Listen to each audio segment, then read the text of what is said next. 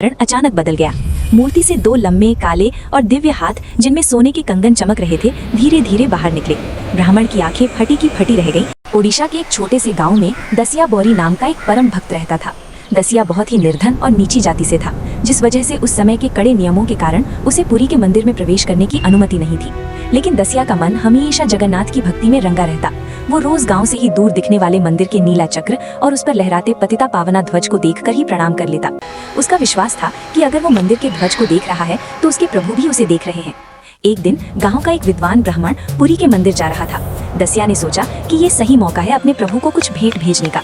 उसने बड़ी मेहनत से एक सुंदर हरा और सपाट नारियल इकट्ठा किया और उसे लेकर ब्राह्मण के पास पहुंचा।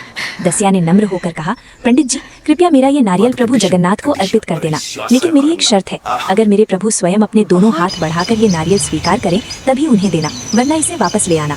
ब्राह्मण ने मन ही मन सोचा कि दसिया पागल हो गया है, भला पत्थर की मूर्ति हाथ कैसे बढ़ाएगी, लेकिन उसने नारियल ले लिया। जब ब्राह्मण पुरी पहुंचा और मंदिर की गर्भगृह में गया तो उसने भगवान जगन्नाथ की दिव्य मूर्ति के सामने नारियल रखा। उसने मजाक में कहा, प्रभु, ये आपके भक्त दसिया ने भेजा है और उसने कहा है कि अगर आप खुद हाथ बढ़ाकर लेंगे तभी मैं इसे यहाँ छोड़ूं। इतना कहना ही था कि मंदिर का वातावरण अचानक बदल गया। मूर्ति से दो लंबे काले और दिव्य हाथ जिनमें सोने के कंगन चमक रहे थे धीरे धीरे बाहर निकले।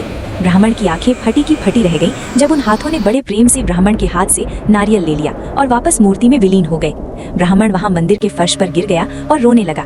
उसे समझ आ गया कि भगवान को पाने के लिए ऊंची जाति या मंदिर के अंदर जाना जरूरी नहीं है, बस एक निश्चल और सच्चा मन चाहिए।